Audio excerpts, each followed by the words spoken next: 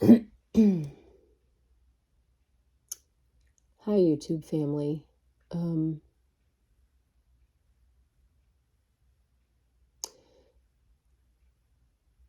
it's been 5 days, 6 days almost,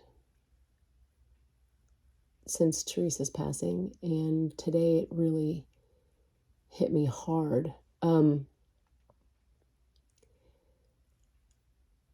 I think I've done a really good job of compartmentalizing everything and being grateful to God that she's home in heaven with him. But I typically would see Teresa on Fridays. And for the past couple of years, my week has been just brightened by FaceTime calls or my weekly visits with Teresa. And I think I was fine until today happened. And I realized that tomorrow I'm not going to see her.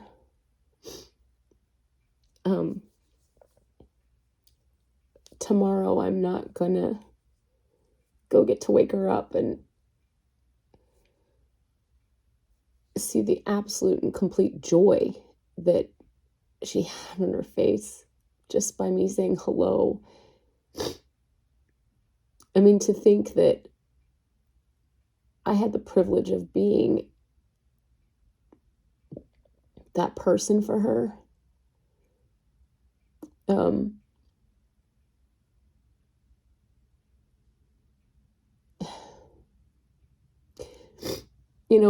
I've seen the comments, and I'm sorry I haven't responded to everyone, but please know that they haven't gone unread. But it's so kind to read the words that you all have written, how good of a friend I am. I think that the truth is that Teresa meant more to me than I think I meant to her.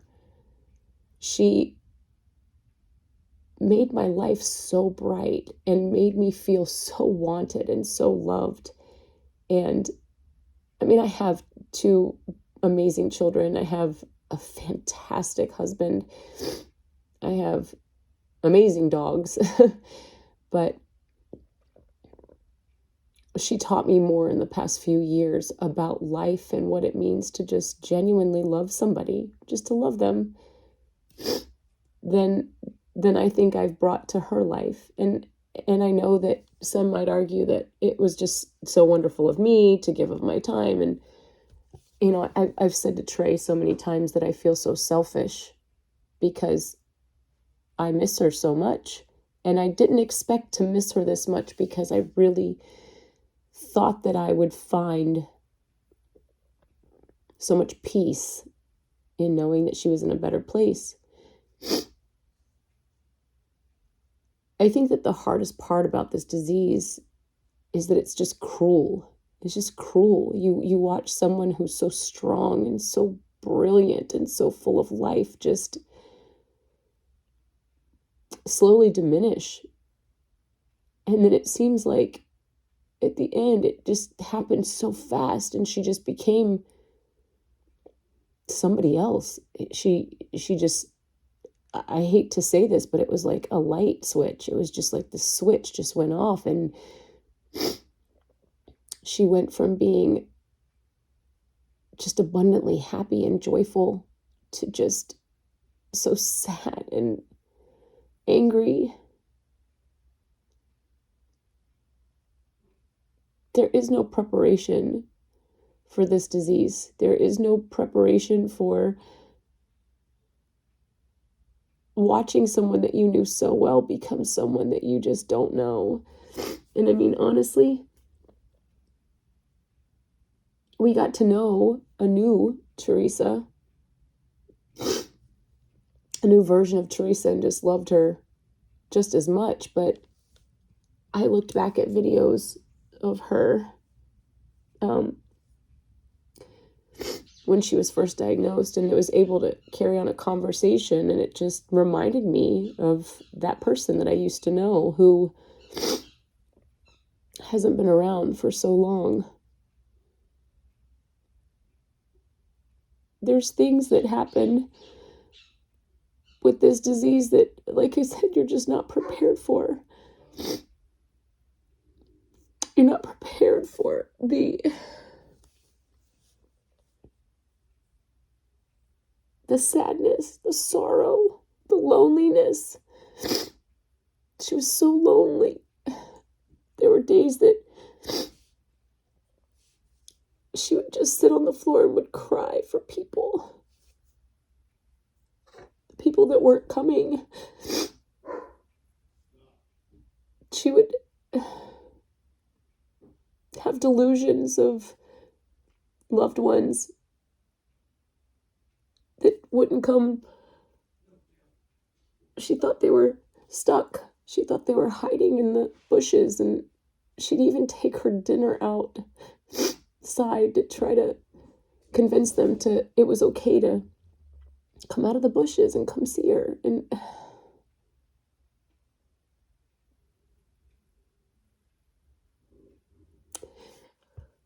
I think that when people think of Alzheimer's, they think of old people that have lived their life. Teresa had lived part of her life.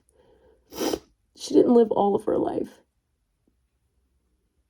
And I would tell you that when she and I first met, I never would have expected that I would have a forever friend, and she was a forever friend. She was a person who would answer the phone anytime I called. She was a person who would come running anytime I needed her. I tell this story all the time about the first time I had to have a surgery.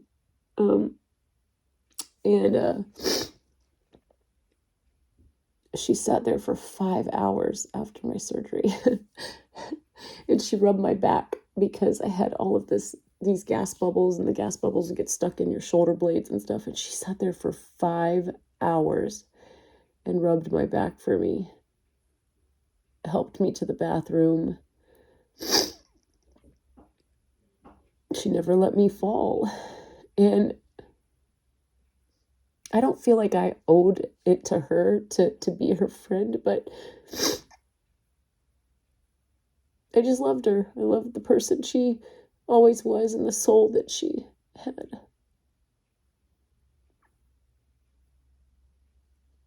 I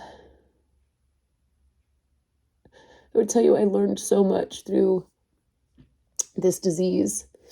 I definitely learned what it meant to know what true love is, watching the way Trey stopped his life to make as many memories with her as he could.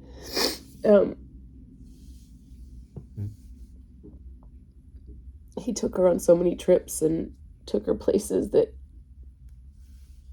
she had said she wanted to go. I'll never forget when she was first diagnosed. I didn't believe it. And I'm one to cut jokes when I'm uncomfortable. It's the only time Trey got mad at me, because I cut a joke about something and I said, well, it doesn't matter because you're not really going to remember it anyway. And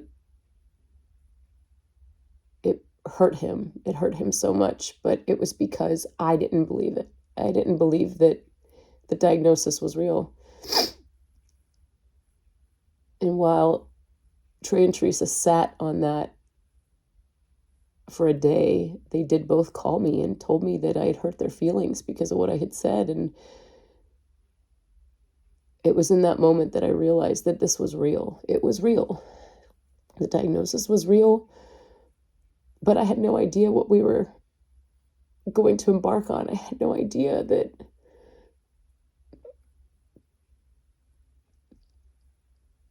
my sweet, beautiful friend was going to kind of go backwards.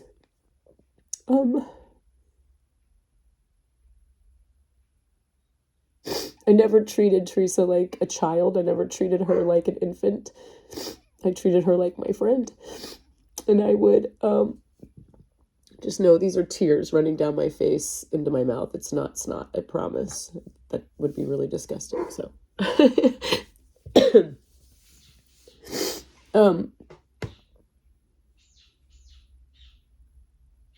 grief is real.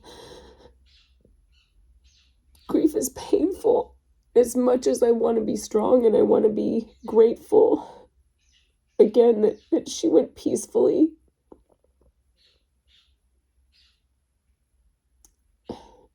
just feel like she was robbed of so much. I feel like she was just too young. This was just too young.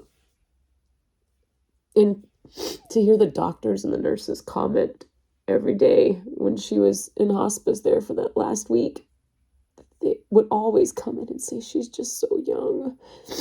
Her body is still so alive. And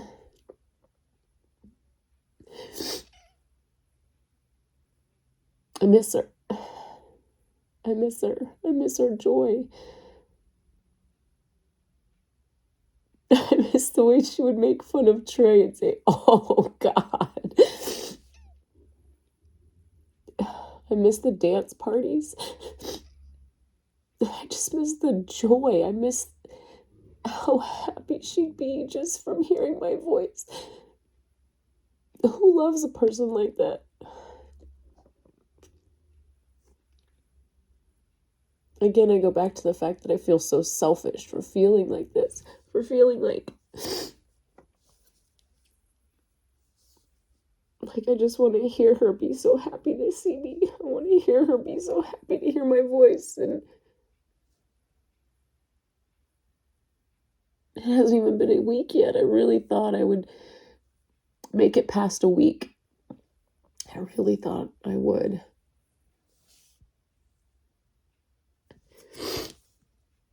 Friends, listen.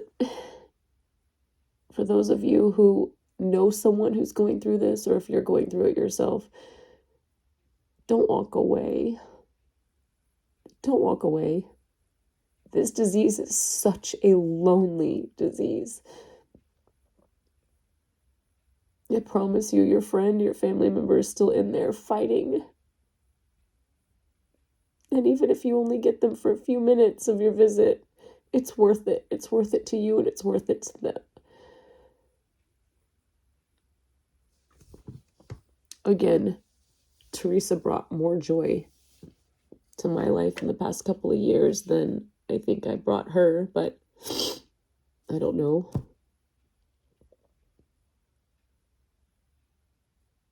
It was worth it, though. It was so worth it. Just those few visits. A visit a week. A phone call every couple of days. It was worth it.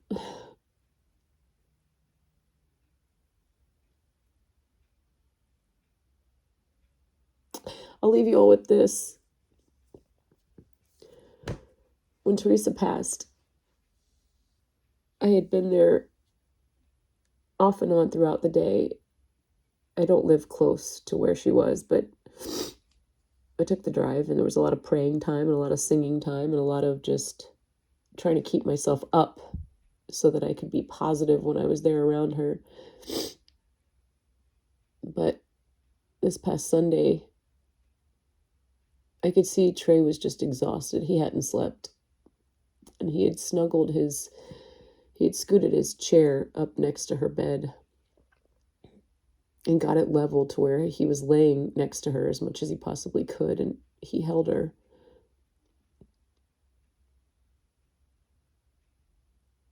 And she was struggling to breathe, as one does when they're ending their life, or getting near the end of their life, I should say. And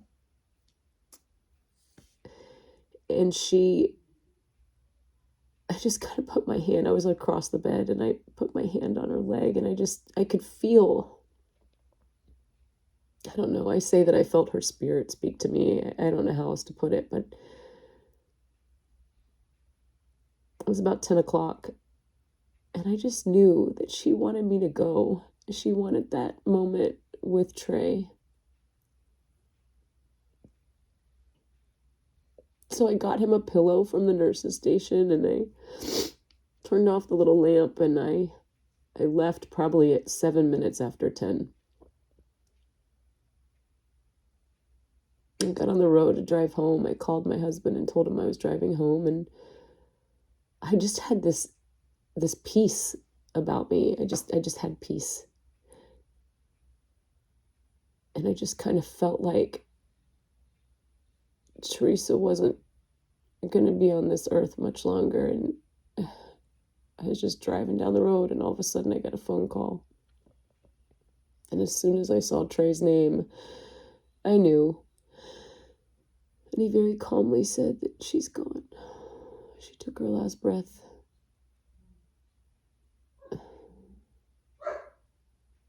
And I'd be lying if I told you I didn't instantly feel sorrow. I did. I instantly felt sorrow. But I also felt peace. And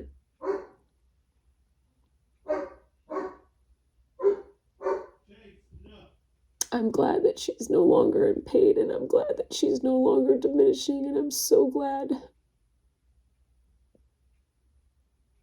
that she's in what I believe to be a much, much better place. But I miss her.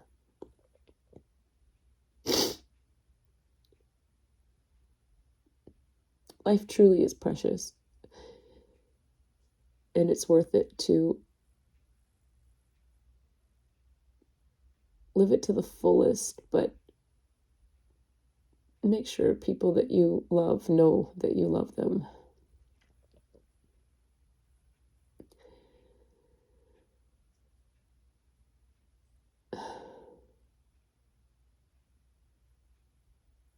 Life's too short.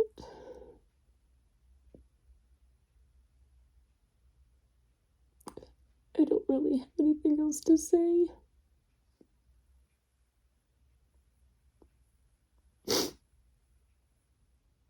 Dance. Have dance parties. Sing. Laugh.